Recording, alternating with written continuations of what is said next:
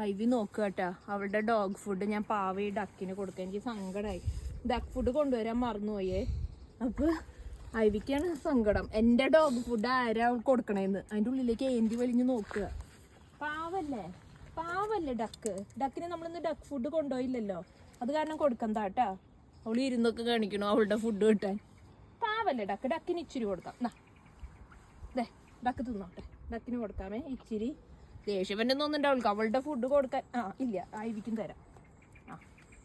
ഇനി കൊടുക്കട്ടെ, ഒരെണ്ണം ഡക്കിന് കൊടുക്കട്ടെ. പാവല്ലേ. ആണോ ഡക്കേ കഴിച്ചോ. ഡക്ക് ഫുഡ് മറന്നിട്ടല്ലേ നമ്മൾ എടുക്കാൻ. ഐവിക്കും തരാം. ഓക്കെ അല്ലേ, ഡക്കിന് കൊടുക്കട്ടെ. കൊടുക്കണ്ട, അതവിടെ എൻ്റെ അമ്മ നീ ചാടോ. ഡക്കേ കഴിച്ചോ. ഡക്ക് കിട്ടിയില്ലേ. ഡക്കിന് കിട്ടി. ഡക്കും ഡോഗ് ഫുഡ് കഴിച്ചോ, അവളും ഡോഗ്.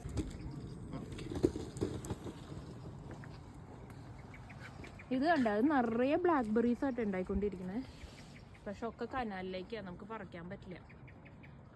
വരുന്നേ ഉള്ളൂ. ആ ബ്ലാക്ക് ആയിട്ട് ഇരിക്കുന്നതൊക്കെ പഴുത്തിട്ടുണ്ട്, പക്ഷേ അത് പറിക്കാൻ പറ്റില്ല.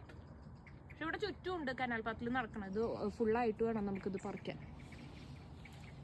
ഇത് വഴിയോരത്ത് നിൽക്കണ കാരണം ആർക്ക് വേണമെങ്കിലും പറിക്കാം, ആരുടെയും അവകാശമല്ല. പക്ഷെ കിളികളുടെ അവകാശം തോന്നുന്നുണ്ട്. മതി, ഇതെല്ലാം തിന്നണ്ട, ഞാൻ ഡക്കിന് കൊടുക്കണില്ല.